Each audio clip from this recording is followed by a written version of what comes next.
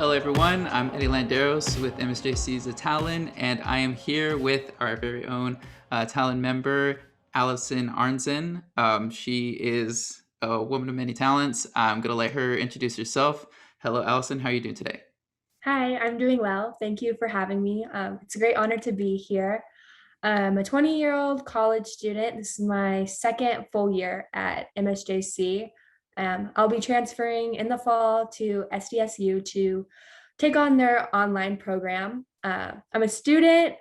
I'm a worker in every single way. I always keep busy doing something. I model, and aside from that, I do some work with social media. I am a writer for the Talon, as mentioned, and have done a bit with social media, but this year's looked a little bit different for my semester. Cool. Yeah, and congratulations on graduating from MSJC. That is a huge accomplishment, especially with the year that we've had. And for me personally, I graduated MSJC last year, but being through this new online experience with my new college, it has been a hectic year. And I would say this semester just feels even more jam-packed than last semester. So how was the experience for you? How did you get through all of this? Yeah, for me as well, I would agree. The first semester since COVID was surprisingly for me the least amount of adjustment I had to do. I took a few courses over summer just to keep busy, get some credits out of the way. And then in the fall, I felt a bit of a shift. Now, I was also taking courses that are more difficult for me, like statistics. So that was challenging for sure.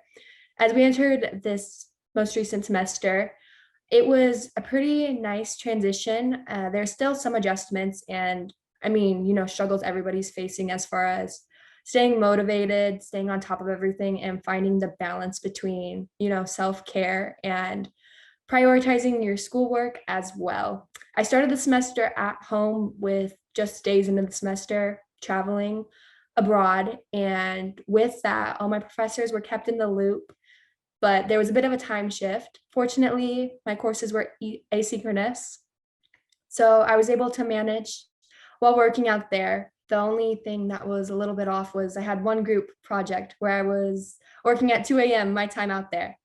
But since being back, it's been a lot of work, I'm not gonna lie, but I'm very fortunate and grateful to be able to continue studying amid everything.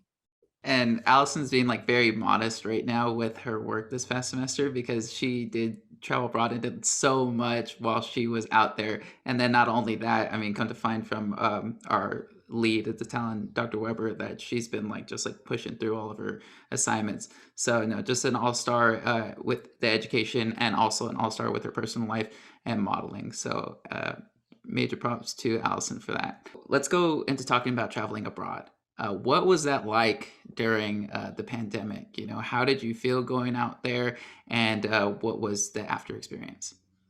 First of all, thank you for your kind words. And then going into answering that question, I pretty much since COVID hit, like many of us, that was kind of like where I feel like a lot was starting to happen for me. So it was like time to definitely pump the brakes, backtrack, focus on nurturing ourselves and just being present and grateful in the privileges we do have with close family and friends. I had the opportunity, to be able to go back out there. Going into it, I was nervous given where everything was at. And it seemed like anytime they would hit a good wave over in Europe of smooth waters, we would hit rocky waters and then vice versa. So everything has been really last minute and up in the air, it seems.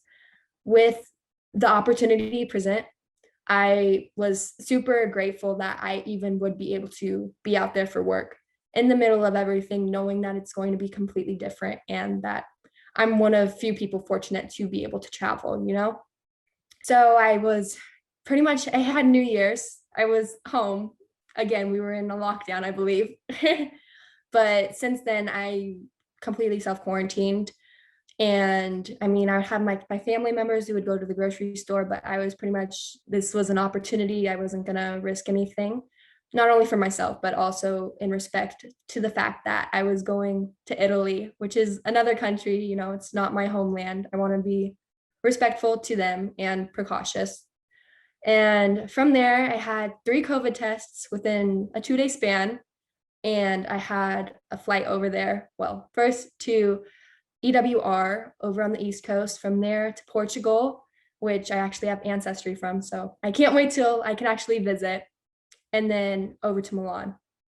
And once I was there, it was seriously better than I could have anticipated as far as my experience. I'm so grateful to have been there. I genuinely love it out there. It's like my second home.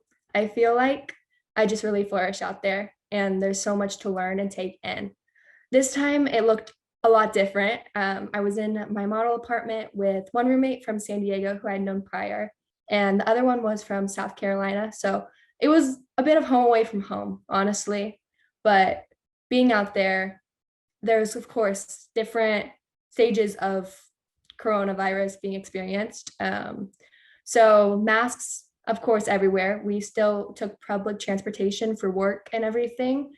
But with work, there was a lot more COVID testing, much fewer people on set. And as for bookings, it was primarily direct, because just to minimize the amount of contact between different people, because of course we want to be as safe as possible. Everybody does.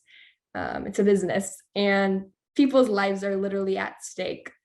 But by being out there, one thing I was able to experience while things were pretty much opened up for the most of my stay was the churches and their beauty this time around. While museums were closed, I was really able to take in the culture in different ways and find appreciation in those simple things.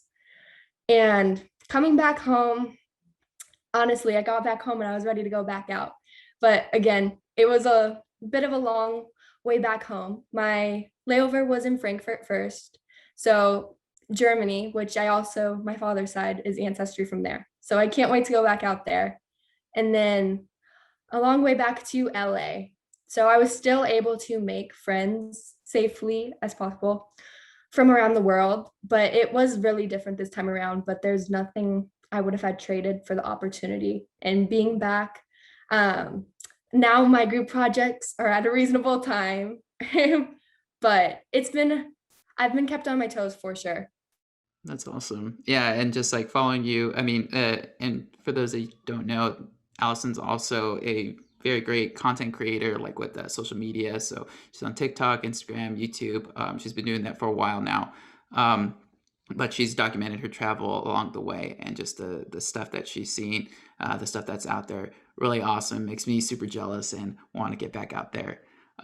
So going to traveling, and you're talking about experiencing like the different cultures or the different, I guess, rules that go into being in a foreign country. Was there anything there that made you appreciate stuff back in the States or back at home? Um, it was my second time out in Milan. So this time I was a little bit more confident in knowing my way around the city, but the bigger part up in the question up in the air was the COVID situation, because I didn't know what to expect and anticipate as far as everything. But I mean, I'm the biggest takeaway was like I miss my family and being back home. Fortunately, with technology, I seriously was on the phone with somebody back home every morning and night, because based on time zones, that's how it worked out. And I just feel that really keeps me connected and grounded and takes away any feelings of homesickness. Now, my first trip, I missed food from home. This time around, I made it my mission to find some proper, authentic, Mexican food. And while I couldn't really find any restaurants, I was able to find from like vendors out there the ingredients to make that, because that's seriously like my favorite kind of food. But that was one of the hardest things. But like now that I'm home, I'm like, I really miss having my soy cappuccinos and croissant and gelato and focaccia. Like I really miss those things. But I mean, I have so much to be grateful for, living as a United States citizen, that I know I do take for granted. And talking to people from different countries, like the Czech Republic stands out. There's people again from like Russia. I mean, I met an Austrian. So it's really cool to be able to hear what people's lives back home are like and reflect. And it's kind of inevitable. We always want what we can't have. So, I mean, between all these young adults, we're always like, oh, that's so cool you're from here. But it's like blissful. it's got to be such a crazy experience. I mean, I traveled a little bit during COVID, but nothing on that scale of like going to a different country and experiencing like walking the streets and just seeing the different lifestyle, also working there. So very incredible. And like I mentioned before, you documented your travels. I mean, you're a vlogger, and you're a journalist at heart. For me, I like to create content as like a form of stress relief and also just like a form of expression, because there's certain ways like through video or through art that you can express yourself. And you being a model, you do that with your body and your looks. So with content creation, like how do you approach that? And like, is that a form of stress relief for you? Was that a big part of the travel abroad experience? Most definitely. From my young age, I seriously was making YouTube videos at 7 years old. You're not even old enough to be on YouTube at that time, but I found a way. And from there, it was like Facebook when I was like 9. So, I mean, growing up at heart, I've always had like an interest and passion for creating content. And being a journalist, I just love expressing stories. I love connecting to people and communicating. And I mean, really, for me, ever since I was young, documenting things and holding on to the memories and the moments in time where it feels like the world stands still. So, in doing that, it's just genuinely something that I love doing. It's so much fun to be able to reflect and look back on those moments captured, to see where you were in life, what you're experiencing, the connections you make throughout any kind of form, whether it be writing, taking pictures, videos. I just am genuinely drawn to it, and I don't know, it just keeps me going. Yeah, same here. I mean, and sometimes I get too much of it. Like I want to have ideas that just keep going. I'm like, oh, like I should post that or like, take that video. Exactly. Yeah, it's Oh, like go ahead. it's always like you can be doing something, it's like, oh, I need to do this, I need to do this. That's kind of a blessing and a curse for me, where it's like I always want to be doing something. Right. And sometimes it can get in the way, especially with school. I don't know about you, but like I'll be like, oh well, I'll put off this assignment or something because I have this idea right now and I got to get it out of my head. So it can be difficult to manage like school, work, and like your free time or your self expression. So how do you do that? Like, how do you tell yourself, okay, I'm gonna be like scheduled to do this, or organize your life? Right. It definitely is a challenge, and it's something I'm always working on, finding a balance, nurturing that self-care, and being present, and just embodying self-love and like appreciation and gratitude for all the blessings in this life that I do have. So that goes back into finding again balance. So for me, I just try to take care of myself in any way I can and try to show that same love to other people in my life as well. But it's never easy to find a balance, especially since everything kind of is in your own power and own control as far as time management, now especially. But generally, I try to start at a reasonable time in the morning, pretty early, and just head to I every day. I journal a page just as a natural way to wake up, release stress, and kind of document what's going on in my life. And then I'll usually get into some form of work, whether it be my schoolwork, part-time work I'm doing, which is content creation for a local company, something of that sort. Middle of the day, not every day, I'm imperfect. It's something I'm working on, but I either try to take a walk with my dog, just spend time with them, do yoga, something to, get those endorphins, kind of have a mental relief. And depending on the day, I could go back into work. I could find a creative outlet, be reading, crocheting, doing something kind of to find that balance. And in the evening, I try to dedicate that for the most part to winding down, being away from everything, and just being either with myself or my family to just kind of disconnect and kind of have those hours set so there is some kind of balance. And I kind of am a grandma. I've always been the mom friend, and COVID has only made me go to bed earlier and earlier. So It's cool to see, just like, I mean, like you said, you're just always have to find something to do, but yet it is structured in the sense that you're like, okay, well, like these activities I'll be doing like to wind down, or these activities I'll be doing to get me pumped up for the day or something. right, yeah, there's some kind of format that I try to find balance in, try to keep sanity.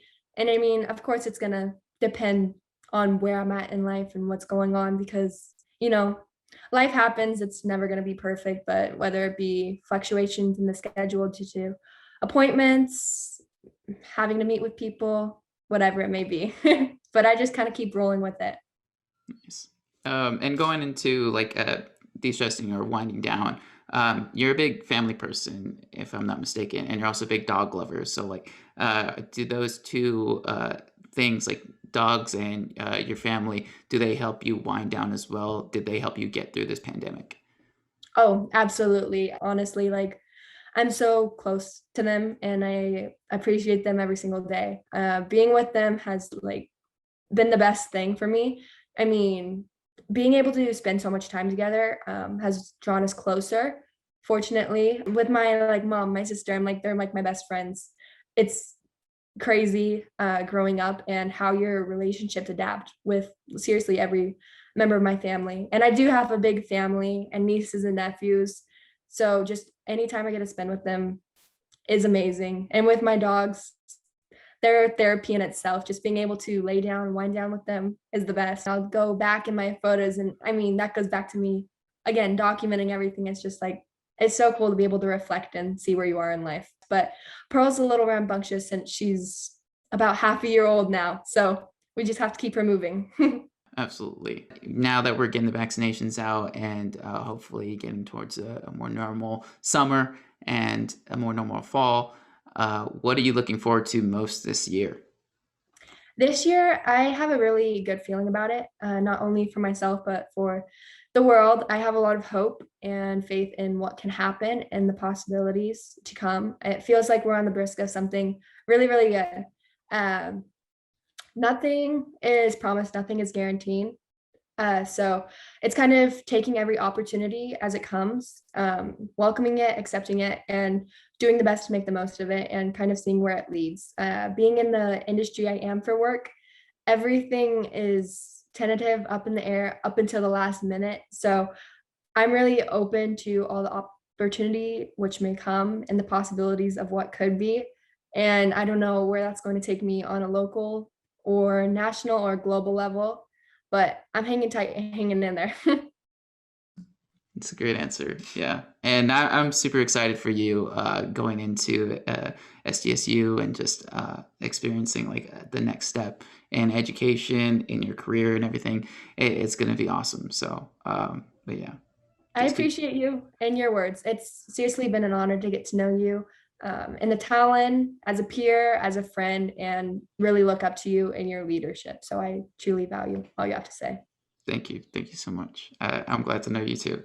Mhm. Um, when we wrap up this interview, I thought that was a really great, a wide variety to get to know you. And I hope that you enjoyed Allison. We're going to leave a couple of her links for social media down below in the YouTube description. Allison, thank you for joining us. Is there any last thing that you want to say? Thank you for having me. And just to everybody, go out there, be love, be light, be the best version of yourself you can, but also take it easy on yourself. Awesome. Good, wise words. All right. Thank you, Allison. Thank you, everybody. Landeros, MSJC's The Talon. Bye.